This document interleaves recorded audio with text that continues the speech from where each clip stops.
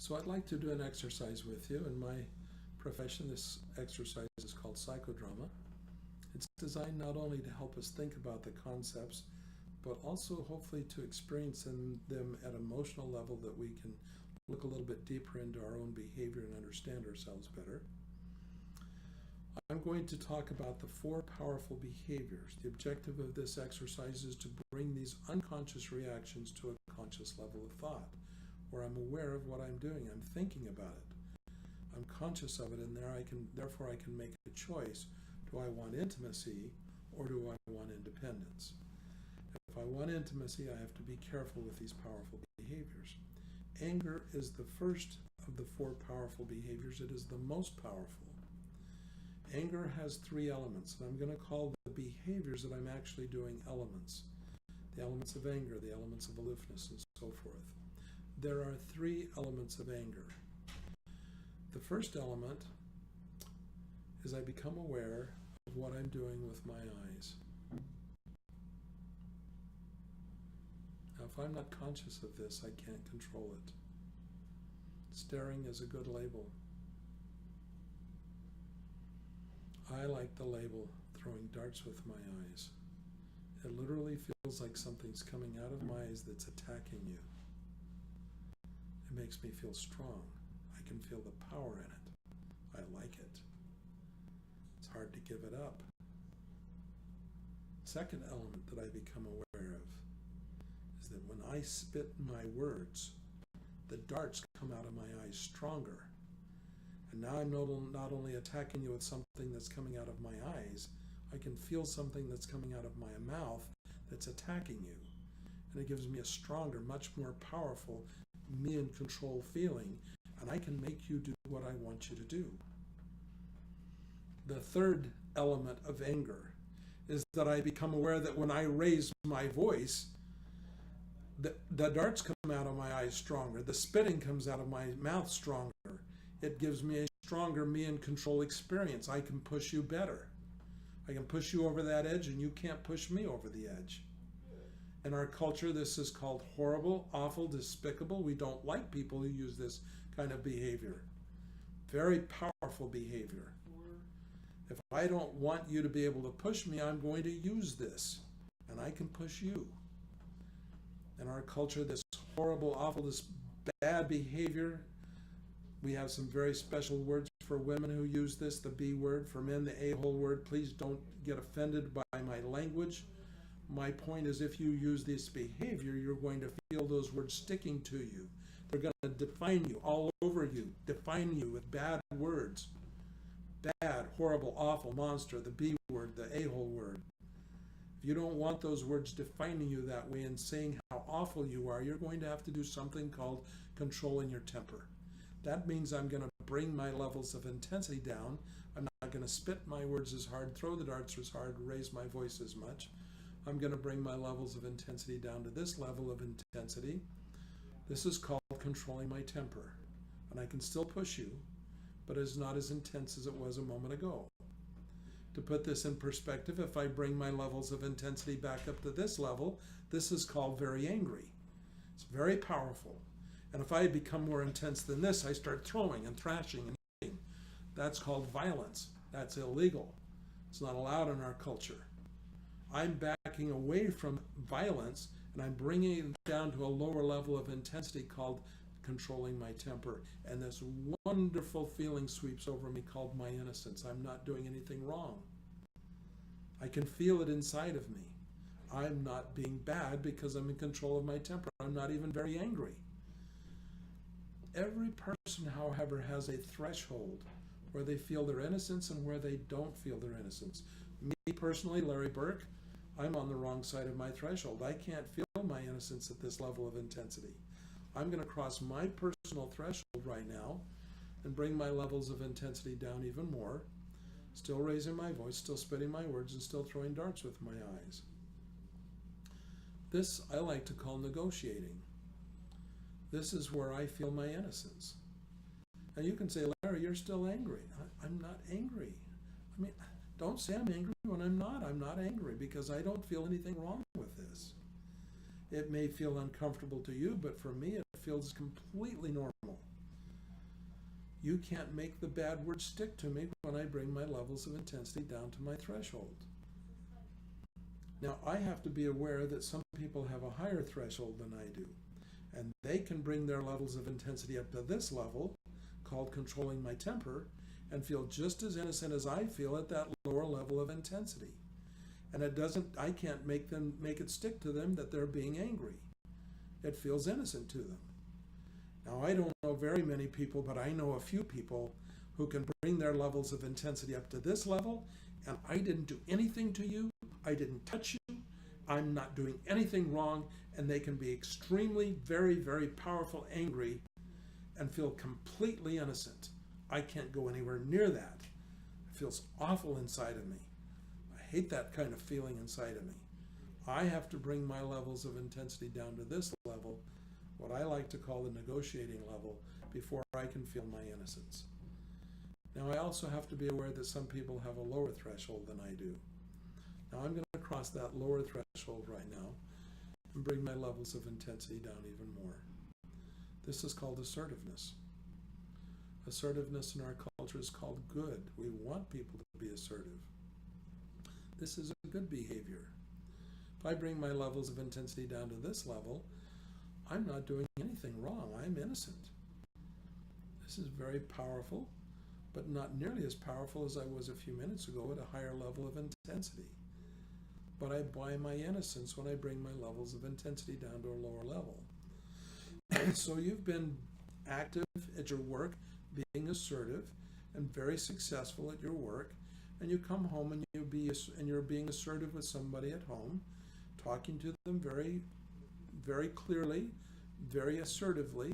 We call that good behavior, and they're not responding. You're pushing them and they're pushing back, and they're not responding. They're not taking the trash out, or whatever the issue might be.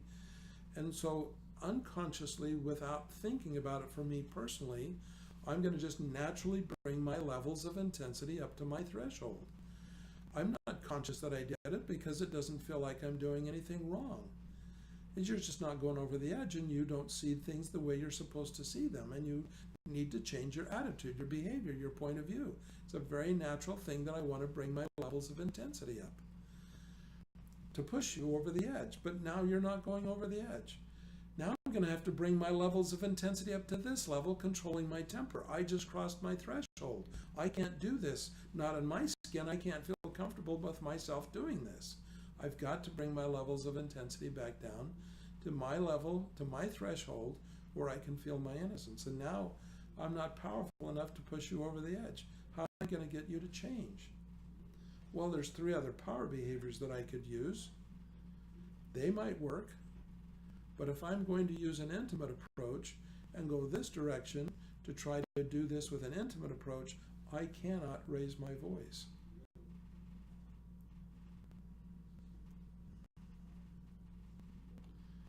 And I can't spit my words. And I can't throw darts with my eyes.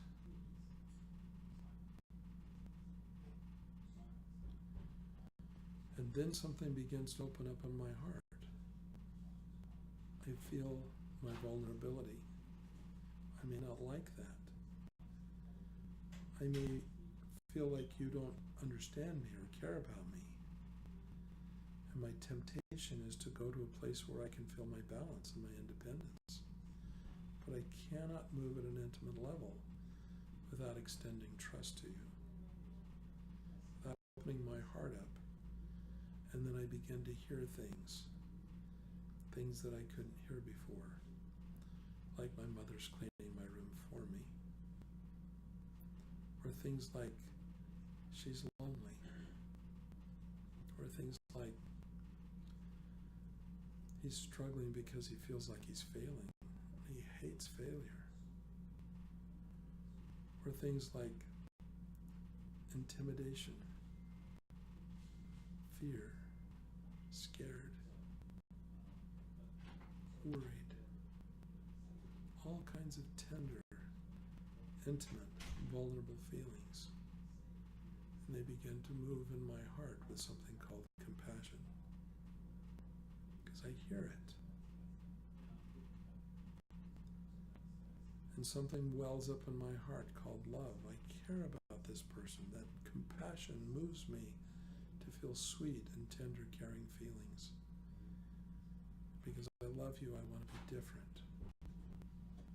Because I know you love me, I trust you that you will be different. It's a completely different kind of motivating force. I begin to hear things that I would never hear before. Now, this next exercise that I want to do with you is the most important exercise that we will talk about. It's the easiest to forget. I want you to become aware of what happens inside of you the very second that I begin to use a powerful behavior with you. Can you feel your guard coming up?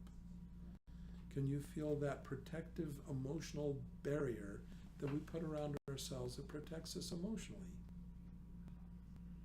What did I do? I simply brought my levels of intensity up to the lowest level of intensity of anger called assertiveness. I'm not screaming and yelling at you. I'm just being assertive with you. This is called good behavior in our culture, but it's still powerful. It still pushes. Now, if you didn't feel your guard come up, then that means it never came down. It may mean that you may have a difficult time learning how to lower your shield, your guard, and let your defenses down, and open your heart up to feel an intimate experience of intimacy.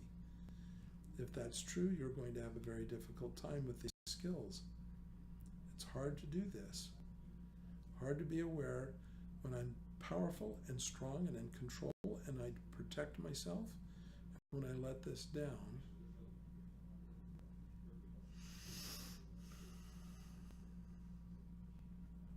and I can feel my vulnerability. And then I begin to hear others and I hear their vulnerability. And my heart is moved with tenderness and compassion. It's a sweet, loving, caring feeling. I must become aware of when I'm approaching somebody at an intimate level and there's vulnerability involved, and when I bring my levels of intensity up and protect myself emotionally, and I push, and I can feel the power in it. It's strong. That is tempting. I like it. And I'm only using the lowest level of intensity called assertiveness. Now, if you felt your guard come down and you can feel it come back up, then you're learning the skills that we're talking about. You're learning awareness. That's the skill. Let's put this in perspective. If you felt your guard come up, recognize that you don't even know me. I'm a video recording. I triggered your defenses with that much power, whereas somebody that you're very close to might have that much power to be able to break your heart, and I can trigger your defenses with that much power.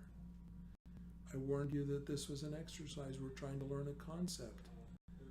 Did I trigger your defenses by using a powerful approach, by raising my voice, spitting my words, and throwing darts with my eyes? Did that trigger something inside of you? That's just with anger. There are 3 other powerful behaviors that can trigger your defenses too. There is not a more important concept that we will talk about. To understand how easy it is to go this direction and feel my balance, and how hard it is to go this direction and feel my vulnerability and the openness in my heart, where I begin to hear you, and where my heart is moved with compassion towards you. That is critical. That is the key point that we're working on, the skills that we're working on.